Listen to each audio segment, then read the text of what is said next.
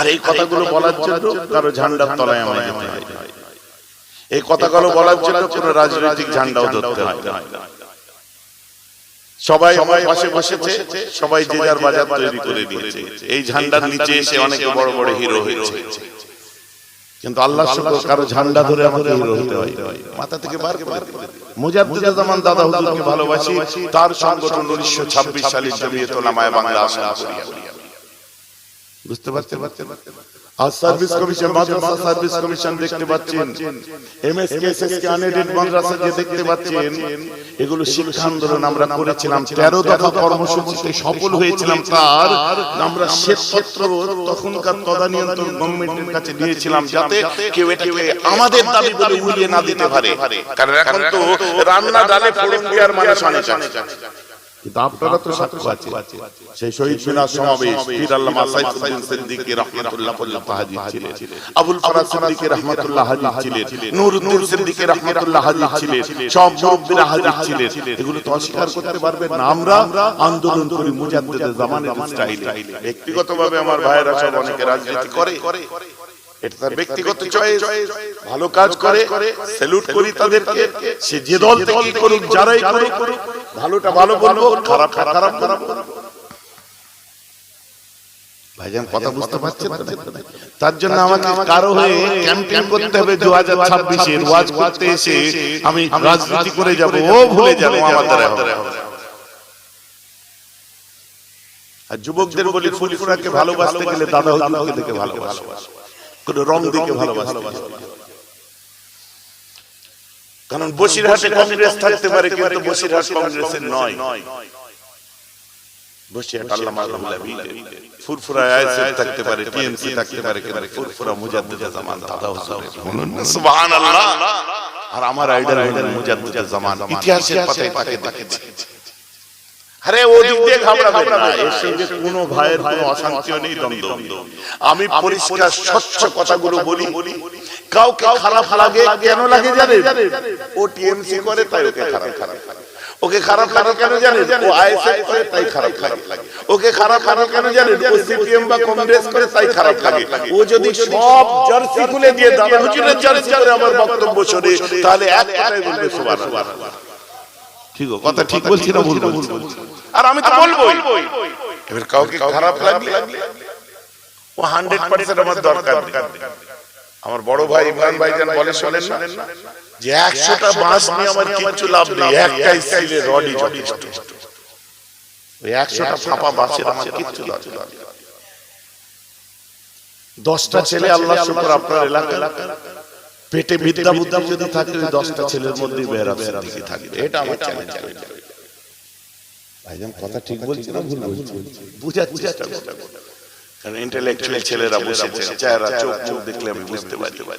বুঝার জায়গা আমাদের বুঝতে হবে। হ্যাঁ, আপনার চয়েস, আমারও একটা চয়েস আছে। ভোট দেওয়ার সময় দেবো, কিন্তু মারামারির সময় কেটে করবো পরিষ্কার হিসাবে। আজকে জাতির জন্য বলতে হবে, অবশ্যই বলতে হবে। কেউ রাজনৈতিক ভাবে বলে, কেউ অরাজনৈতিক ভাবে বলে, কিন্তু মুজাদ্দিদ জামান সমাজের জন্য বলেছিলেন, তাই সমাজ সংস্কারক ছিলেন। আর ধর্মের জন্য বলেছিলেন, তাই তিনি জামানার মুজাদ্দিদ ছিলেন। বলুন না সুবহানাল্লাহ। দিনের শেষে আমাদের কবরে যেতে হবে। কবরে যাওয়ার প্রস্তুতি নেওয়ার জন্য দাদা হুজুর স্পেশালিস্ট। আমাদের সেটাও তো ভুলে গেল। এটাও তো ফ্যাক্ট। লজিক্যালি আপনি আসুন আমার সঙ্গে।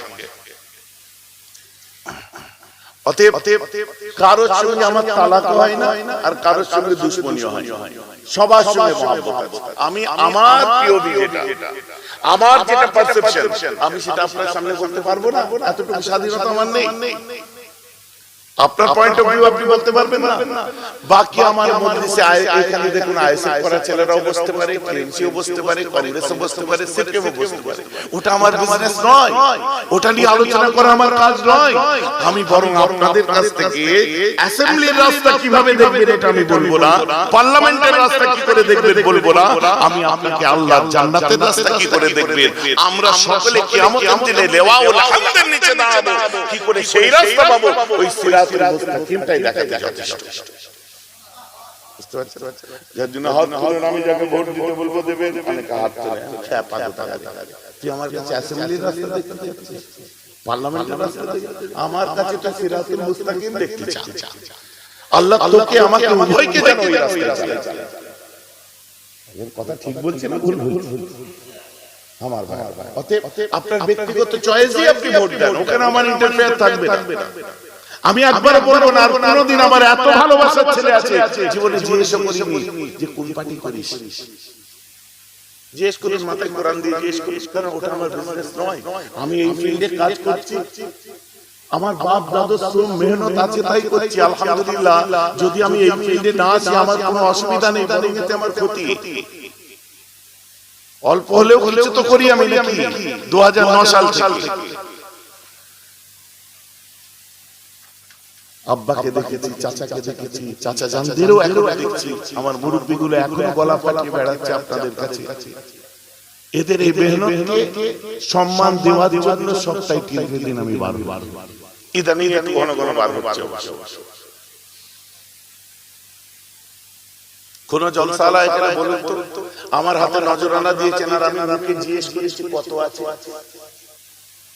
মাথায় কোরআন নিয়ে কোন জলসালা বলা আমাকে দিয়েছে কত আছে, কত দিচ্ছ,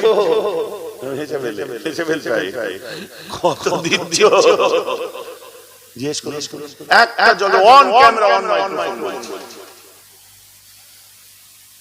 মুসাফা করে পয়সা নিয়েছি। নয়জন হজ্জ নিয়ত সুন্নাত, বেশক সুন্নাত আমি অস্বীকার করি না, তো সুন্নাত মুরিদের জন্য পীরের জন্য নয়। সুন্নাত খালি আপনার জন্য আমার জন্য না, আমাকে দেবে আল্লাহ যাকে সামর্থ্য দিয়েছে সে আমায় দিক।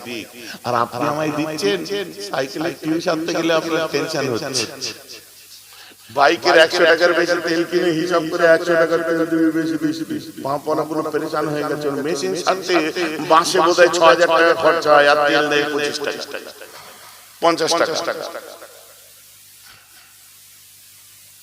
আচ্ছা আমাকে নজরানা দিয়ে দিল মোহাব্বতে, আর আমি সেই টাকা দিয়ে বিদেশি গাড়িতে তেল ভরে চলেছি। এটা হাদিয়া সুন্নাত। আমার তো দোয়া করা দরকার, আল্লাহ তোমাদের অনেক ধনী লোক করুক যাতে তুমি আরো 5টা গরিবের সাহায্য করতে পারো। ধন ধন লোকে খাবে, খোদা না গরিব করে।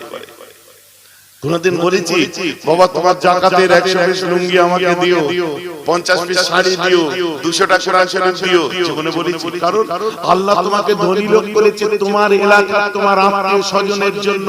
তোমার জাকাত পুরো হুজুরকে দেওয়ার জন্য নয়, কোনো মাদ্রাসায় দেওয়ার জন্য নয়। তোমার ঈদগাতে লুঙ্গিতে গেরবে তোমার ভাইটা নামাজ পড়বে আর তুমি 150 লুঙ্গি বেরব সিদ্দিকের কাছে পাঠাবে। তোমার পাশের বাড়ির মেয়েটি ছেঁড়া কাপড়ে ঈদ করবে আর তুমি 500 শাড়ি বেরব হুজুরের কাছে পাঠাবে। আর আমি সেগুলো দান করে ফার্স্ট পেজে পেপারে ইউটিউবের হেডলাইন বেরব সিদ্দিকে 30,000 মানুষকে কাপড় দিল। আমার বাবার টাকা থেকে দিলাম। ভালোবাসুন। হুজুর আপনি তো পীর বিরোধী কথা বলছেন না, আমি মুফতি আজম মেজো হুজুরের হাতে হাত দিয়েছি। মুরব্বিদের জিজ্ঞেস করুন, আমি যেটা শিখেছি আমি সেটা বলছি। আর আই থিংক আমার যে মুর্শিদ ছিলেন উনি অনেক বেশি বুঝতেন, অনেক বড় তাকওয়াওয়ালা ছিলেন, তাই দাদা হুজুর থেকে মুফতি আজম করেছিলেন। ভাইজান আমার কথা বুঝতে পারছেন কি পারছেন? আমি তার কাছে যেটা শিখেছি, আমি পীরের ছেলে এটা আমার অহংকার নয়। আল্লাহ আমার চাচাকে পীর আল্লামা সাইফুদ্দিন সিদ্দিকী রহমাতুল্লাহকে, পীর আল্লামা কুতুবউদ্দিন সিদ্দিকী মাদ্দাসাল্লাহু আলাইহি, পীর আল্লামা নুরউদ্দিন সিদ্দিকী, আল্লাহ আমার বাপ চাচাগুলোকে আলেম করেছিলেন। আমার পীরের ছেলে এটা আমার অহংকার নয়, আমি আলেমের ছেলে এটা আমার অহংকার। আর আমি যেটা শিখেছি ওই তাদের ছলকে পড়া পানি আপনাদের দেখাতে এসেছি, ওদের সোহবতে থেকে শিখেছি। ভাইজি কথা বোঝা যাচ্ছে? আমার মুসলমান খেয়াল করে শুনুন, এগুলো শুনলে আবার অনেকে কমেন্ট করে এই ওয়াজ হচ্ছে না বাপ দাদুর গল্প হচ্ছে। গুরু বাপ দাদুর গল্প শোনো। আমার বাপ দাদু ছিল বলে তোমার বাপ দাদু গুলো আজও পর্যন্ত সুন্দর করে মাথায় টুপি দিয়ে লুঙ্গি পরে ঘুরে মসজিদে যেতে পারছে। আর হক কথা বলে দিচ্ছি, যদি পূর্ব ভারতের জমিনে মুজাদ্দিদ জামানের আবির্ভাব না ঘটতো, ইতিহাস বলছে পূর্ব ভারতের মানুষের মধ্যে ভ্রান্ত সুফি, খ্রিস্টান মিশনারি, ভণ্ড পীর ফকির, লামা জামাতের প্রভাবে প্রভাবিত হয়ে আমার আপনার বাপ দাদুগুলো ঈমানের অস্তিত্ব থেকে সরে যাচ্ছিল, ঈমানের অস্তিত্ব তাদের থাকতো না, তারা ঈমান নিয়ে বেঁচে থাকবে না, বেঈমান হয়ে কবরে যাবে। এই প্রশ্ন যেদিন দেখা দিয়েছিল, ও তোমার কোন আমির আসেনি, মুবাল্লিগ আসেনি, আর তোমার কোন শায়েখ আসেনি, আর কোন ডাক্তার মাস্টার আসেনি তাদের ঈমানের রক্ষার দিতে। যিনি এসেছিলেন এই বান্দার বাপ দাদুরা এসেছিল, এই বান্দার দাদা হুজুরের খোলাফারা কাজ করেছে, আর সুসজ্জিত সমাজ পূর্ব ভারত একটা হাদিয়া বা তোহফা হিসেবে পেয়েছে। বলুন না সুবহানাল্লাহ। তাই আমার বাপ দাদুর কথা বলছি। এমন কি যে কমেন্টটা করবে তোমার বাপ দাদু আমার বাপ দাদুর জন্য নয়, পূর্ব ভারতের মানুষ যদি হয়, ঈমানের লড়াই, অস্তিত্বের লড়াইয়ের দিকে মূল সত্য থেকে ঈমান দাবি করেছিল, ওটা আমার বাপ দাদুর অবদান, তাই তুমি মুসলমান। ভাই যে আমার কথা বুঝতে পারছেন, এটা ইতিহাস শোনালাম। সাউথ আফ্রিকার ডারবান থেকে দ্য মুসলিম ডাইজেস্ট কি বলছে দেখুন। মিস্টার সুধীর মিত্র হুগলি জেলার ইতিহাসে কি লিখছে, বিমলেন্দ্র শাসপাল দেশপ্রেম শাসপালের মধ্যে কি লিখছে দেখুন। আপনার অনেক তার খেয়াল আসছে না, কত বড় বড় অমুসলমান লেখকরা মুজাদ্দিদ জামানকে দিয়ে লিখছে দেখুন। তাই দাদা হুজুরের ঢোল বাজাচ্ছে, যেহেতু এটা পূর্ব ভারতের জমিন। বুঝা যাচ্ছে তো? বাস এবারে নাকে তেল দিয়ে ঘুমিয়ে পড়ো, আর বেশি চিন্তা করে নি, পাগল হয়ে যাবে, ট্যাবলেট খাতে খাতে। আপনাদের বলি জায়গা মতো গেছে।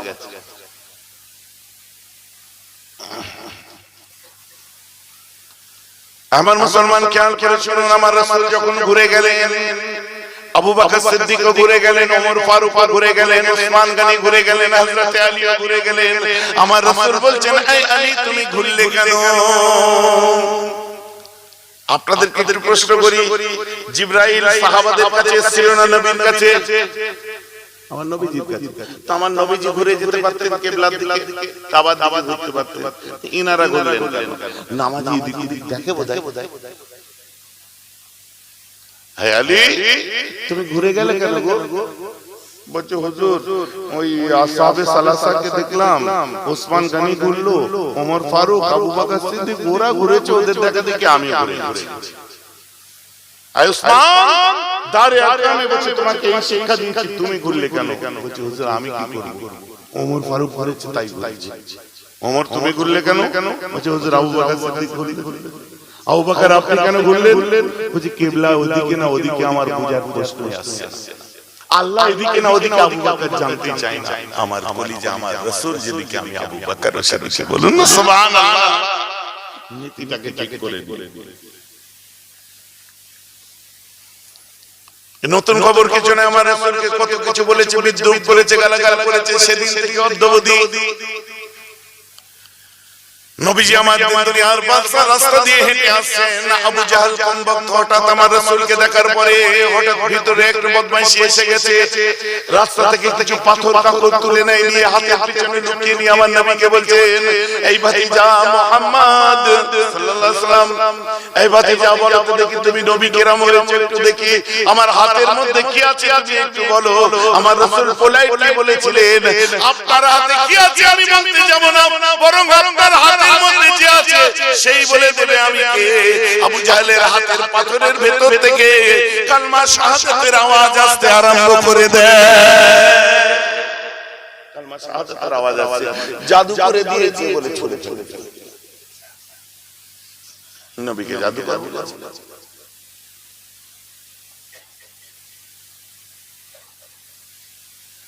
আমার রাসূলকে বারবার কটাক্ষ করা হতো, আমার নবী এই জানতেন না, ওই জানতেন না, সেই জানতেন না, বারবার বিভিন্ন কথা। আমার রাসূল এটা জানতেন না, ওটা জানতেন না। আসরের ওয়াক্ত ছিল, মসজিদ থেকে বার হলেন, দাঁড়িয়ে আমার রাসূল ইমোশনালি চিল্লে বলছেন, হ্যাঁ আমার সাহাবারা তোমরা বলছো আমি এটা জানি না, ওটা জানি না, সেটা জানি না, এই জানি না, ওই জানি না, কি জানতে চাও আমি নবীর কাছে তোমরা জানো, কি জানতে চাও? আমার নবী কোনো কিছু ঠিক করে দিলেন না যে এটা জানো, এটা জানো, ওটা জানো। আমার রাসূল কোনো পরিধি ঠিক করে দিলেন না, বরং আমার রাসূল আম বললেন, তুমি তোমরা আমার কাছে কি জানতে চাও? আপনি আমার রাসূলকে জিওগ্রাফি জিজ্ঞাসা করুন, ম্যাথ জিজ্ঞাসা করুন, আমার রাসূলকে আপনি কি বলে লিটারেচার জিজ্ঞাসা করুন, আমার রাসূলকে বায়োলজি জিজ্ঞাসা করুন, করুন, অ্যাস্ট্রো সায়েন্স জিজ্ঞাসা করুন, হোয়াটএভার আপনি যেটা খুশি চান। নবী বলছে তোমরা কি জানতে চাও জানো আমার কাছে। সাহাবা বলছে হুজুর আমার বিয়াদবি হয়ে গেছে, আমাদের হুজুর যত বলছে বিয়াদবি হয়ে গেছে, আমার রাসূল তত ইমোশনাল হয়ে বলছে না তোমরা কি জানতে চাও জানো আমার কাছে। পিছন থেকে একজন দাঁড়িয়ে বলছে আমি কিছু জানতে চাই। কি যে আমার বাপ কে বলুন তো। নবীজি বলছে যে তোর বাপ তুই জানিস ওটা তোর বাপ নয়, তোর বাপ অন্য। আমার নবী বলেছেন বাড়িতে যে মাকে তলওয়ার ধরেছে, মা আমার বাপকে তুই ছাড়া কেউ বলতে পারে বল আমার বাপ কি, এটা আমার বাপ না। আরে বন্ধ দরজার মধ্যে কি হয়েছে আমার নবী বলে দিচ্ছে, বলুন না সুবহানাল্লাহ। তোর মাকে যে তলোয়ার ধরেছে, মা তুই বল আমার বাপ কে। তোর বাবা ছিল অনেক ধনী লোক, বিষয় সম্পত্তির মালিক, সব সুপুরুষ ছিলেন, দেখতে সুন্দর ছিল, কিন্তু বুঝে গেছেন তো আর খুলে বলতে লজ্জা লাগে। তোর আব্বার দ্বারা কিছু করি হতো না। আরে বাবা তোর আব্বা বেকার লোক ছিল রে, তার জন্য তোর আব্বার চোখের আড়ালে আমাদের যে গাধা ঘোড়া আস্তা বলে যে ছেলেটি চাকরের কাজ করতো, কি বলে রাখালের কাজ করতো, বাগালের কাজ করতো, যে ছেলেটি আমাদের বাড়িতে কাজ কাম করতো, ওই রাখালটার সাথে আমি জিনা করেছিলাম আর তার দ্বারাই তোর জন্ম হয়েছে। ওরে শোনা মুহাম্মদ সত্য কথা বলেছে।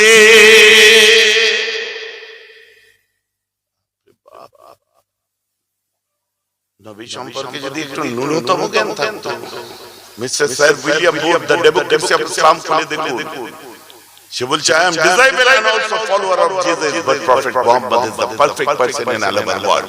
He was the better by that only his own is but all ages. আমি বংশসূত্রে জাত সূত্রে পরম্পরা সূত্রে আমি খ্রিস্টানের ছেলে, খ্রিস্টান তথাপি সত্য বলতে আমার মুখে বাধে না। আমি আমার ধর্মের নবী যিশু নয় বরং ইসলামের নবী মুহাম্মদকে পৃথিবীর শ্রেষ্ঠ এবং খাঁটি বলে মনে করি, বলুন না সুবহানাল্লাহ। He was the better mind, not only his own is but of all ages. কেবল সেই যুগের একজন মনীষী ছিলেন না, বরং তিনি সর্বকালের সর্বশ্রেষ্ঠ, সর্বযুগের সর্বশ্রেষ্ঠ, সর্বসময়ের সর্বশ্রেষ্ঠ মনীষী ছিলেন। আর মুহাম্মাদের আদর্শ তার জন্ম থেকে নিয়ে 63 বছরের মধ্যে সীমাবদ্ধ ছিল না। মুহাম্মাদের আদর্শ তার জন্ম থেকে নিয়ে কিয়ামত পর্যন্ত মুসলমান নয় মানব জাতির কাছে দৃষ্টান্ত রেখে গেছে। কে বলছে কোন মুসলমান না, মিস্টার স্যার উইলিয়াম বোর্ড নামের আগে কি আছে স্যার। স্যার উপাধি প্রাপ্ত কাদের বলে? কত বড় বিদ্বান ছিলেন।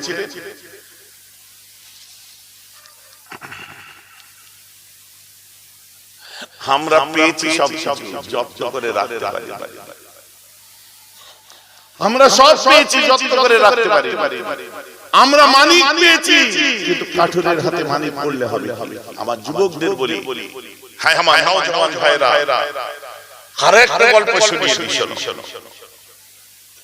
একজন মানুষ ছিল, সে জঙ্গলে যেত গাধাই করে, গাধা দিয়ে যেত, কাঠ কাটতো, আবার জঙ্গল থেকে আসতো, গাধার সেবা করতো, গাধাকে ধুইয়ে মুছিয়ে সুন্দর করে রেখে দিত।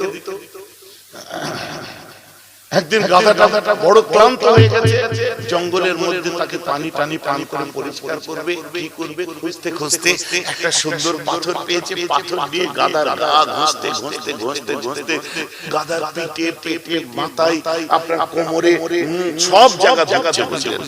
আর একজন মানুষ যেতে যেয়ে দেখছে কাঠুরে কি দিয়ে আপনার গাধাটাকে ধোয়াচ্ছে, ঘষছে, গাধার ঘা ঘষছে। বলছে কাঠুরে, বলে কি?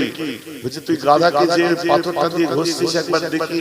হাতে নিয়ে দেখছে অরিজিনাল ডায়মন্ড, এত বড় কোহিনূর হীরা।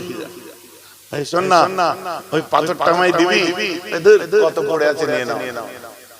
না আমার ওইটাই লাগবে। কত পড়ে আছে নিয়ে নাও। বলছে না আমার ওইটাই লাগবে। তা নাও। ক টাকা দেবে? তুই যা চাস তাই দেবো।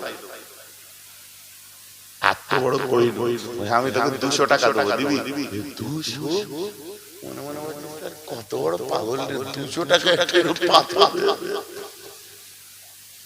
ওর কাছে 200 টাকায় কিনে এনে ভালো করে যত্ন করে কাপড়ে মুড়ে একটা লুকিয়ে উঁচু জায়গায় একদম সংরক্ষিত স্থানে রেখে দিয়েছে, লকার করে দিয়েছে।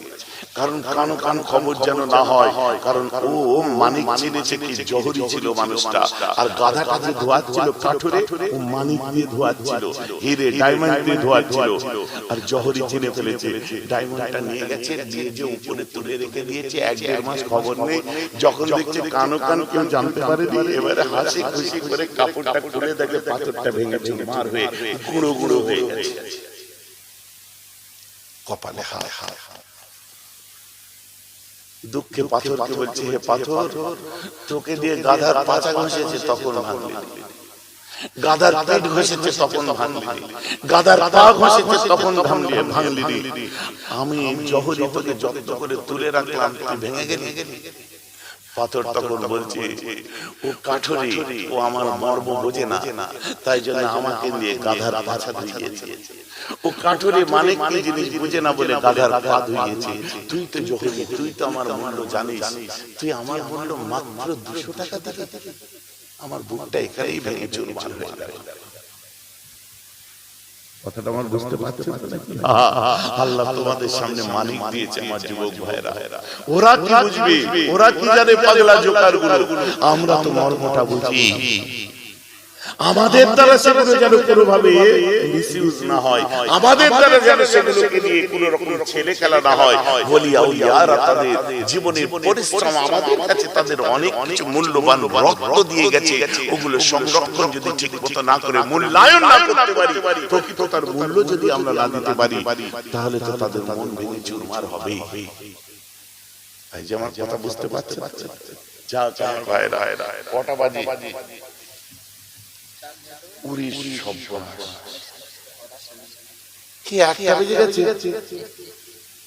আমি এক্ষুনি উঠলাম না, কি করে একটা বাজলো?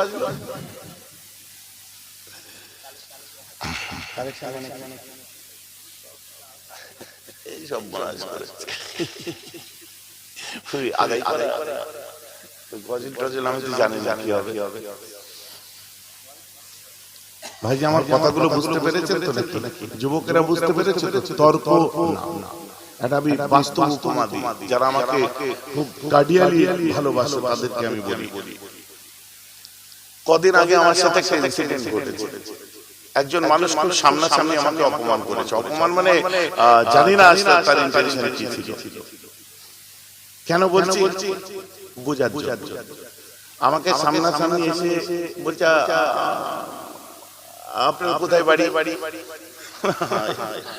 হুগলি জেলা। আপনি কি করেন? না, আপনাকে দেখে মনে হচ্ছে কেউ তাও টুপি মাথায় ছিল না, আপনাকে দেখে তো কিছু একটা মনে হচ্ছে। কি মহা মুশকিল, কিছু একটা মনে হচ্ছে। তো যে দোকানে ছিলেন সে দোকানদার বলছে উনি ফুরফুরার হুজুর, আর বলতে কেমন তেলে বেগুনে চলে গেছে। ফুরফুরার হুজুর আপনাদের বেশি দিন চলবে না। আমার বাপ কবে এর কাছে ধার করে রেখেছিল যে নাম শুনে রেখে গেছে। বুঝতে পারছি? মনে হয় আমি হাসলাম। দেখুন, আমরা সহি আকীদার মানুষ, আমরা কোরআন আর হাদিস অনুযায়ী চলি। নবীজি আমাদের কাছে দুটো জিনিস রেখে গেছে, ওই দুটো অনুযায়ী চলি। এই পীর ফির এসব আমাদের চলে না, কোরআন হাদিসের কোথাও নেই। আর যেদিন এই মিলাদ কিয়াম বন্ধ হয়ে যাবে, আপনাদের ধর্ম ব্যবসা বন্ধ হয়ে যাবে। আরে একদম পুরো মানে বিন্দাস বলে চলে গেল। আমি চুপচাপ হাসলাম। আপনি মিলাদ কিয়াম করেন না? ঠিক না, ঠিক আছে, বলুন। আপনারা হলে রেগে যেতেন না, আমার যুবক ভাইদের বলি, কারণ আল্লাহ বলে দিয়েছেন যে যদি কোনো এমন মানুষ তোমাদের কাছে এসে কিছু বলে,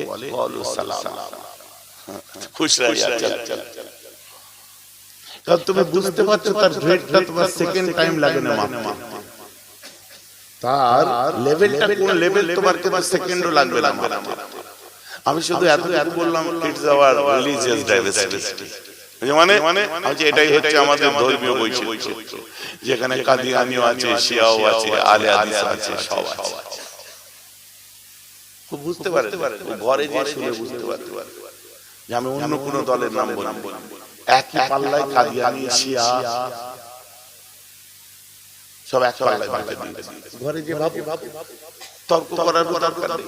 তোমাকে কেউ খারাপ বলে দিলে তুমি কি খারাপ হয়ে গেলে? তোমার বদনাম কখন মানুষ করবে? যখন দেখবে তোমার সমালোচনা করছে, তোমার বদনাম করছে। আমার যুবক ভাইদের বলি, মুরব্বিদের বলার আমি করবো না, আমার যুবক ভাইদের বলি বিলিফ সিস্টেমকে স্ট্রং করো। আর নিজে মনে মনে একটা জিনিস ভাবো, তুমি চিন্তা করে দেখো যে তোমার বিলিফ সিস্টেম যদি স্ট্রং হয়, তোমার যদি নিজের উপর আস্থা বিশ্বাস, নিজের ধর্মের উপরে, নিজের কর্মকাণ্ডের উপরে তোমার যদি আপনার বিশ্বাস স্ট্রং হয়, তুমি থাইল্যান্ড লক্ষ্য করো, Thailand বাসীর customs of religion different and তাদের belief system কত strong, they people piercing the bamboo stick in him.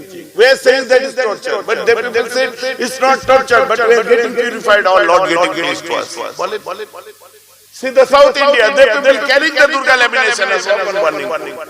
We are saying that is torture, but they said no, we are getting purified, our Durga Maya getting released to us. It is the belief system, বিশ্বাস অন্তরের মধ্যে ঢুকেছে। এখানে বাসের পঞ্চি ঢুকিয়ে দিক থেকে বার করছে, থাইল্যান্ডের বিলিফ সিস্টেম স্ট্রং করেছে। আপনি এত বাস্তব একটা ধর্ম পেয়েছেন যে কোরআনের মধ্যে সেদিনে যেটা লিখেছে আজও চোখে দেখতে পাচ্ছেন। কোরআন বলেছে ফেরাউনের কথা, মিশরের জাদুঘরে আজও ফেরাউন আছে। কোরআন বলেছে দুটো সমুদ্র বয়ে যাচ্ছে, এর মধ্যে কোনো পর্দা নেই, একটার সঙ্গে আরেকটা পানি মিশছে না। আপনি চলে যান মায়াপুরে, চলে যান ত্রিবেণীতে, গঙ্গার দুটো পানি বয়ে যাচ্ছে, দুটো কালার একটার সঙ্গে আরেকটা মিশছে না। মারাজাল বাহরাইনি ইয়ালতাকিয়ানি বাইনাহুমা বারযাকুন লা ইয়াবগিয়ান। কোরআন তো মিশছে কি একটা সঙ্গে আরেকটা? কোরআন যা যা বলেছে, আজকে কোরআনে অ্যাস্ট্রোনমি খুঁজুন পাবে, কোরআনে গণিত বিদ্যা খুঁজুন পাবে, কোরআনে মেডিকেল খুঁজুন পাবে, কোরআনের মধ্যে all in one referenced by a large section of human race. মানব জীবনের একটা বিশাল বড় অধ্যায়কে মেইনটেইন করে কোরআন। এই পাগলা পরেরটা আপনারা বলবেন, বলে দিলে হয়ে গেল। বুঝতে পারছেন? এসব দিয়ে বেশি নাচানাচি করতে মন খারাপ করো না যুবক ভাইরা, নিজের জায়গায় স্ট্রং থাকো এবং কিভাবে চলতে হয় তোমার পারসেপশনটাকে তুমি রাইট করো। তার জন্য তোমাদের প্রয়োজন আছে গাইডলাইন। আলহামদুলিল্লাহ আমরা তৈরি আছি।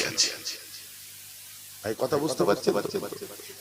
আমার লক্ষ্য একটাই যে ইয়াংস্টার নিউ জেনারেশন যারা আজকে সমাজের মূল স্রোতে আসতে চাচ্ছে তাদেরকে সুযোগ করে দাও, তাদেরকে জানতে দাও, তাদেরকে বুঝতে দাও। তাদের অনেক প্রশ্ন থাকতে পারে, অনেক জানার থাকতে পারে, বোঝার থাকতে পারে, তারা আমাদের কাছেই তো সেগুলো বুঝে নেবে। ভাই যে কথা বুঝতে পারছেন? যাই হোক, আজ আর আমি বেশি দেরি করছি না, একটা বেজে গেছে। আমি সেই বলিনি প্রথমে, এখন বলি, আমি সেই বেলা 8:30 থেকে কাজ করছি। গতকালও তাই হয়েছে, তার আগের দিনও তাই হয়েছে, আজও তাই হয়েছে। আগের দিনে ছিল তেঁতুলিয়া, ওখান থেকে করে নিয়ে এসে আবার ওখানে পাশে একটা মিটিং করলাম, করে সেখান থেকে আসলাম তোদের এখানে, আমাদের কামারপুরে আসলাম পাশে। কিন্তু আপনাদের বুঝতে দিই ক্লান্ত শরীর। চিন্তা করেন, রাত 8টা, বেলা 8টা থেকে পরের দিন একদম এই ফজর পরে যে প্রতিদিন শুনছি, কখনটা কাজ করছি। বুঝে যাচ্ছে তো ভাইজান? ইনকামও তো সেরকম হচ্ছে। আরে এটা আমার ইনকাম নয়। কথা বুঝতে পারছেন? এসব উৎস তোমরা জানো না, ব্যক্তিগতভাবে বসো, জেনে যাবে। তখন এক ডাই পাল্লায় একবার টাকা দিয়ে ওজন করতে আর ভালো লাগবে না। আরে কিছু তো খুলুসিয়াত আছে, তাহলে তো একটাও ঘটনা শোনা না আপনাদের। আমি তো একটা ঘটনায় টাইম পার করে দিতে পারতাম। আমার ভাইরা, অতএব বোঝার চেষ্টা করুন। 10% মানুষ বুঝলেও আমি জানবো আমি সাকসেস। যুবক ভাইদের বলি, Islam is a glorious religion but very easy. অনেক বড় ধর্ম কিন্তু খুব সোজা। আমাদের সেটাকে নিয়ে চলতে গেলে খুব সরল সোজা ভাবে চলতে পারবো। অযথা যারা কমপ্লিকেটেড করে দেয় সেই জায়গা থেকে দূরে থাকবে। কেননা এখন নামাজ পড়ছে জুম্মা 8 দিন, সেও ফতোয়া দিচ্ছে। এটা করতে নেই, ওটা করতে নেই, এটা করতে হয়, ওটা করতে হয়। ইয়াংস্টাররা মসজিদে গেছে নামাজ পড়তে, জুম্মার দিনে নামাজ পড়ছে, ফার্স্ট কাতারে বেচারা আমার ওয়াজ শুনেছে, ফার্স্ট কাতারে দাঁড়িয়েছে, দাঁড়িয়ে আল্লাহ এত মন দিয়ে নামাজ পড়ছে, পাশে এসে আরেকটা নামাজি দাঁড়ালো, দাঁড়িয়ে আল্লাহ আল্লাহ।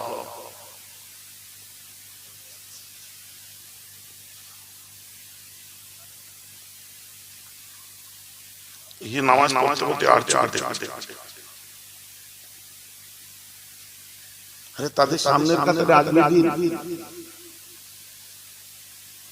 ঈদের দিনে তাদের সাথে গলায় গলা মিলে ওদের সাথে মিললে আমাদের শরীরটা নাপাক হয়ে যাবে। কেন?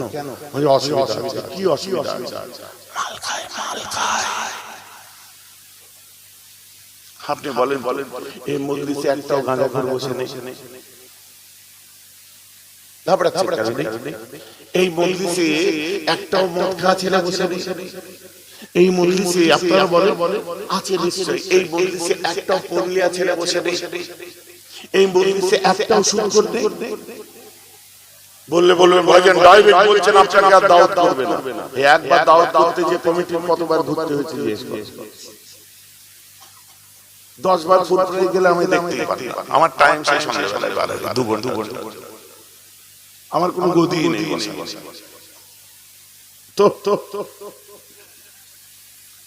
তো আজও যদি সরাসরি ডাইরেক্ট এই কথাগুলো গাঁজাখোরকে গাঁজাখোর যদি না বলি, সুদখোরকে সুদখোর যদি না বলি, মালখোরকে মালখোর যদি না বলি, মুখের মধ্যে আজও কথা বলার টাইম আছে। আপনারা বলুন কোন লিয়া হালাল না হারাম?